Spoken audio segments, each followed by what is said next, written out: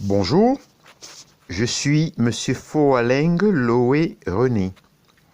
Aujourd'hui, dans le cadre du cours d'économie générale, nous allons voir le paradoxe de l'eau et du diamant. Comment se fait-il qu'un verre d'eau, élément nécessaire à la présence de la vie, n'ait quasiment aucune valeur, alors qu'un diamant, qui ne possède aucune utilité pratique, soit si précieux? C'est ce qu'on appelle le paradoxe de l'eau et du diamant, dont les philosophes et les économistes discutent depuis très longtemps.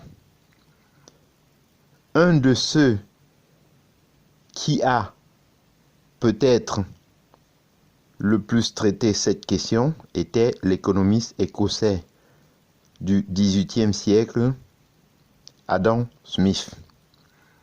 Il est possible de résoudre ce paradoxe grâce à la notion d'utilité marginale. L'utilité, c'est le plaisir qu'on retire de la consommation d'un bien, comme par exemple d'un grain de raisin. L'utilité marginale représente le plaisir qu'on éprouve lorsqu'on consomme une unité supplémentaire. Si je mange 5 grains de raisin, l'utilité marginale signifie que le plaisir supplémentaire que j'éprouve en mangeant le cinquième grain. L'utilité marginale tend à décliner. Ce 5e grain aura pour moi probablement moins d'utilité que le premier. La rareté des diamants fait que leur utilité marginale est très élevée. Ils ont donc une très grande valeur.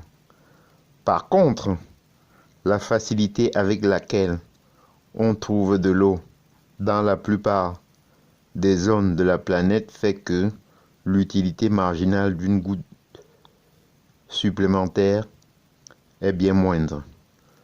J'en ai terminé et je vous en remercie.